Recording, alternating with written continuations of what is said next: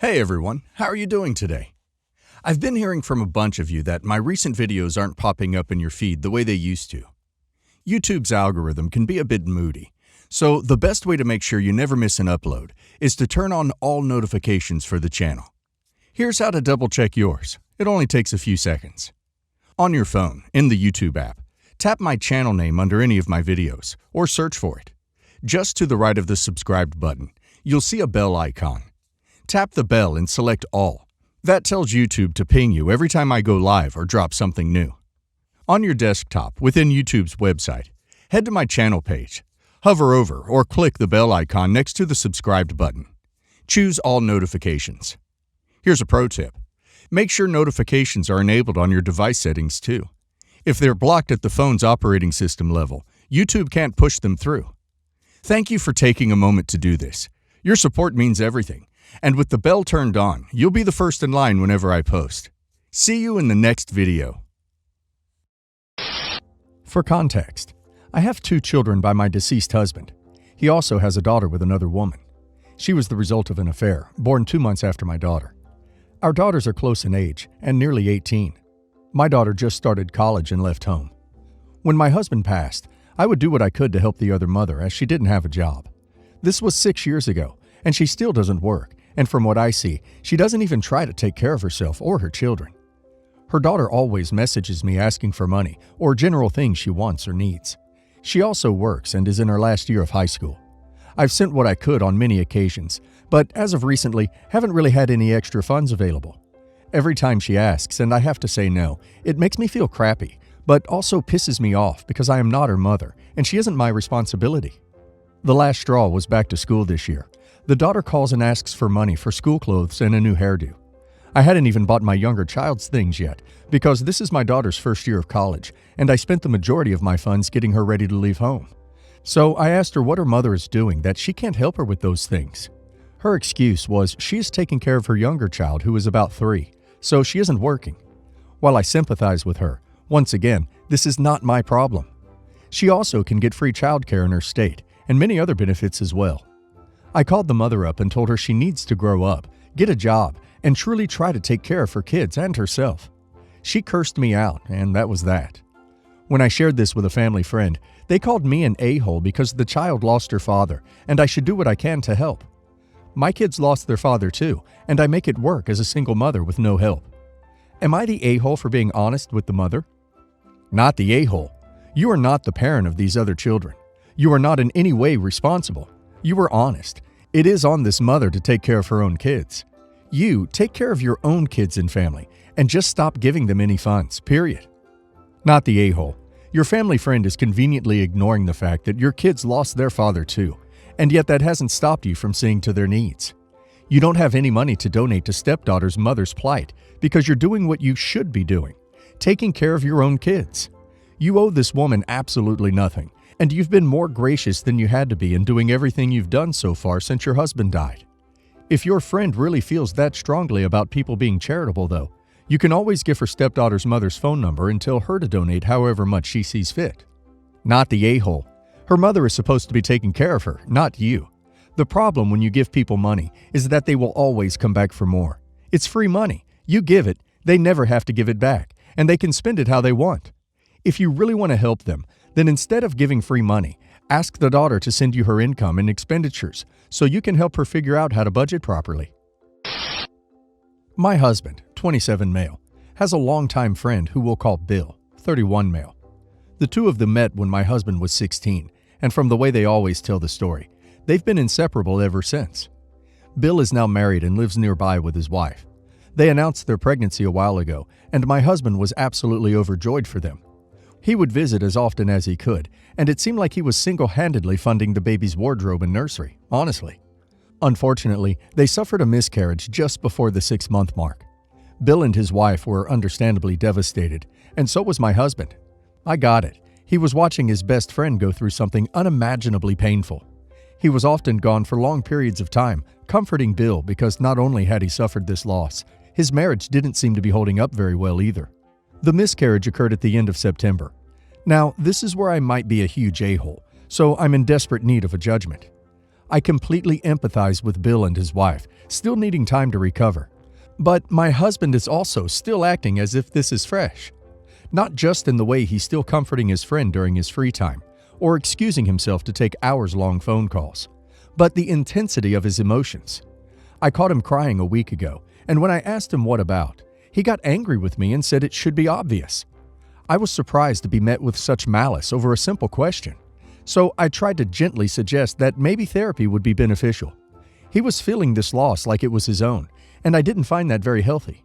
In fact, I had been concerned about him since mid-October, if I was honest, but had no idea how to broach the subject.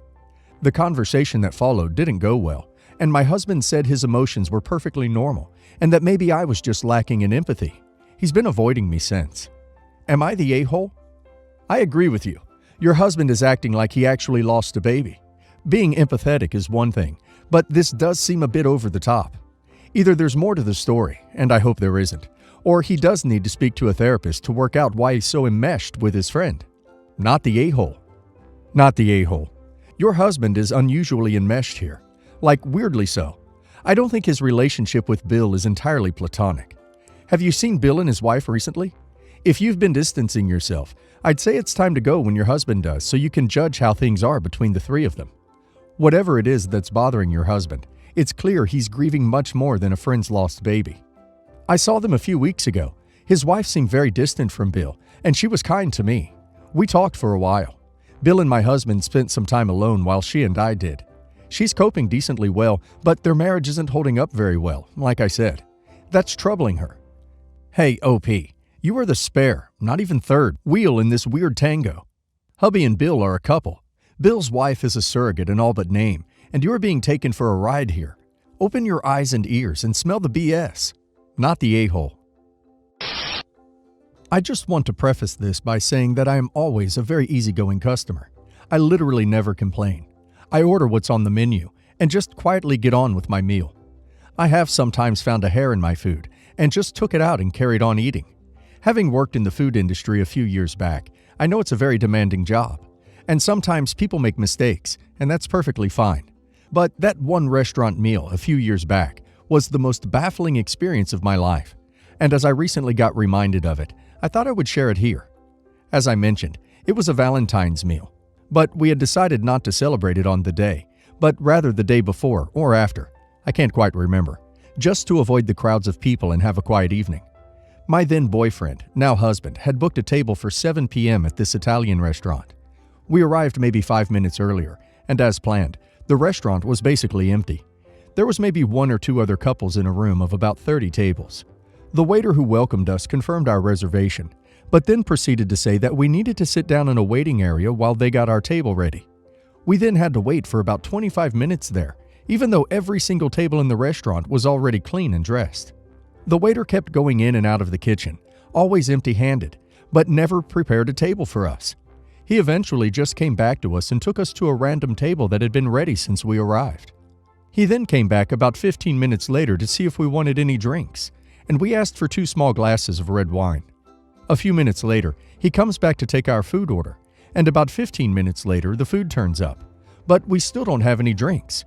So my boyfriend politely inquires about them, to which the waiter replies, yeah, I'll see how the wines are getting on," as if it needed to be cooked or something. From where we were sitting, we could clearly see the bar area, empty, and the bartender, just casually leaning on the counter and chilling. We see them talk for a few minutes before they actually bring us 2 very large glasses of red wine. My boyfriend then tells the waiter that he can either give us the drinks, but make us pay for the price of the small glasses, which is what we ordered, or take these back and give us 2 small glasses instead, whatever is easier for them. The waiter just had this very confused look on his face and just said yes, while very obviously pretending to write something down on his notebook. Weird, but okay. Several minutes later, the manager then comes to see us and brings us another 2 large glasses of red wine. At this point, no one had taken away our first drinks, so we now had 4 untouched very large glasses of red wine. So we explained once again that we only wanted 2 small glasses, not 4 large glasses. In the end, they take away 2 of the glasses and leave the other 2 for us to drink. At this point, we are already halfway into our meals, so we just finish eating and decide to not have desserts. We then ask for the bill, which again takes about 10 minutes, even though the restaurant is still completely dead. And lo and behold, we have 2 large glasses of wine on the bill. So we ask the waiter to change the price for 2 small glasses, since that was our agreement. The manager comes back with the amended bill, and we ask to split the bill in half, to which he replies, "Romance is dead." We try and laugh it off, and my boyfriend is about to pay, when he realizes that the manager put the full amount on the card and tried to trick him into paying for the bill for me too. He politely asks again to split the bill, and the manager reluctantly obeys, while adding comments saying that men should pay for women, and that his own wife, I quote, takes advantage of his credit card, left, right, and center. He then proceeds to ask how long we've been together, to which we reply, 6 months, and he just says, "I'll give your relationship 3 months." Suffice to say, we left and never came back. And now that we have been together for 7 years and married for 1, it remains a fun, weird restaurant story to tell people. Romance is dead. So, it seems, is service. I give the restaurant 3 months. I, 28 male, and my fiancée, 31 female, have been together for about 4 years, and we have been engaged for about 6 months. We met at a restaurant where we were both bartenders, and during this time, I was also working towards a graduate degree. My fiancée continues to work in the service industry, and I have taken on a new role since graduating and do fairly well. I have always had an idea about how much money my fiancée makes, since we had the same job. However, my fiancée also sends money to her family, and I never knew the specifics, e.g., how much money was being sent and for what. I have lent her money in the past when we were just boyfriend and girlfriend, and she always paid me back quickly. I emphasized to her that if she ever needs any help financially, to please ask me first, because she has asked me in the past and paid me back when she said she would. I had no reason to believe she was in any financial trouble. Now that we are planning a wedding and going to be spending the rest of our lives together, I'm more curious about her financial situation. I ask her things like how much money she has saved, if she has any debt, etc. She hates having this conversation and really tries to avoid it. Eventually, I get a rough ballpark estimate from her, but she will never show me proof if I ask for it. She is so uncomfortable with the conversation, and it always ends with me still not being sure how financially secure she is. Fast forward to today. I open our mailbox and see a letter from her bank that is addressed to her. I decide to open the letter, and the letter states that her recent credit request has been denied due to current and past delinquencies on 1 or more of her accounts. I text her and ask her if she applied for a credit increase and got denied, and she said no. I then respond with a screenshot of the letter, and she gets really upset. She is accusing me of being disrespectful towards her for assuming she was in financial trouble when she has come to me for money in the past.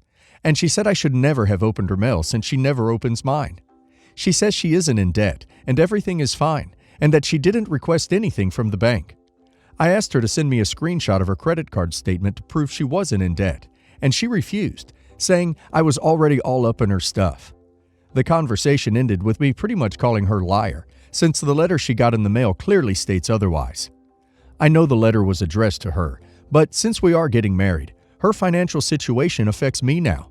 I feel bad for hurting her feelings, but I believe this information I need to know, and I feel like she is deliberately hiding something from me.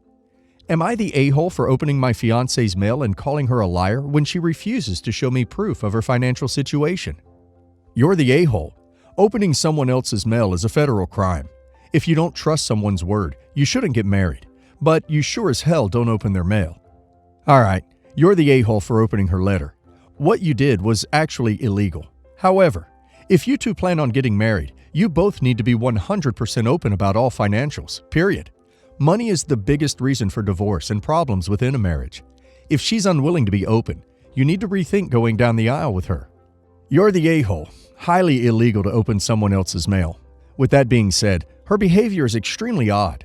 How can you propose to someone and not know their financial situation? That's a recipe for disaster. Long-term partners need to know each other's financial information. It's super important. Can you imagine if you were to marry her and she has $50,000 of debt, credit card or other, or she is going bankrupt, etc.? Huge red flag on her part for not being honest with you from the start about all this, and also huge red flag that you chose to open her mail. I went to my nephew's birthday party last weekend. Many family members were there, and it was actually quite the affair. His parents always host family get-togethers, so we see them quite a bit. He's a decent kid for the most part, but he can be quite rude sometimes, and his parents do absolutely nothing about it. Anyway, we were there, things were fine, and then it was time to eat. Everyone was sitting around eating, including a close cousin of mine. And then my nephew chose to insult her regarding her weight. Keep in mind, she has been depressed about her weight for a while because she was literally the most petite, skinny girl until she developed some health issues about 2 years ago. Her personality has changed because of it, and she feels bad about herself. Also, it's not the first time he's insulted her. It's like every time he sees her at one of these get-togethers, he has to insult her and comment on her weight. She pretends to laugh it off, but I know she feels bad. This time, I couldn't hold my tongue. I told him that he was very rude and needed to learn some manners. I also asked him if he would like it if someone pointed out how big his nose was every time they saw him. He didn't know what to say and just had a sheepish, scared look on his face. His mother's expression seemed kinda angry, but she said nothing. My mother was glaring at me, and my cousin discreetly touched my arm to let me know that she was okay and that I shouldn't say anymore. Things went on as normal, and at the end of the night, I got an earful from my mother. She said that I shouldn't have said anything and that he's not my child to scold. I gave her an apology just so the conversation would end, and that was it until today. Today, my mom phones me and tells me to go to my nephew's house and apologize to him and his parents for being rude and scolding him. When I asked what prompted this, I found out that it's because they didn't invite us over for Christmas. Every year they invite us over, but now they didn't, apparently because of me. My mom is angry with me and says that I'm causing unnecessary problems amongst family and that I should just apologize. I don't want to. I don't think I was out of line, but should I apologize just to keep the peace? Maybe I should phone and tell them that if they don't want me over, that's fine, but please invite my mother because she did nothing wrong and being there is important to her. I know it's a kid and kids say messed up things sometimes, so what should I do? You're a hero. You're teaching the kid some manners because his parents and the other adults are too blind. Call your cousin and her parents and set up your own Christmas. Also, make sure to tell people why you're not going, because I can see these people trying to change the narrative to their own convenience. I would take the position that you'll apologize to 13 Male as soon as 13 Male apologizes to your cousin. There shouldn't be a double standard. Either both sides can apologize, or both sides can move on without an apology. Stand your ground. Do not apologize to that little toad. Tell your flying monkey of a mother that you're not the one who called your cousin fat. Therefore, you have no reason to apologize. And then think long and hard about why you want to stay in contact with such crappy people.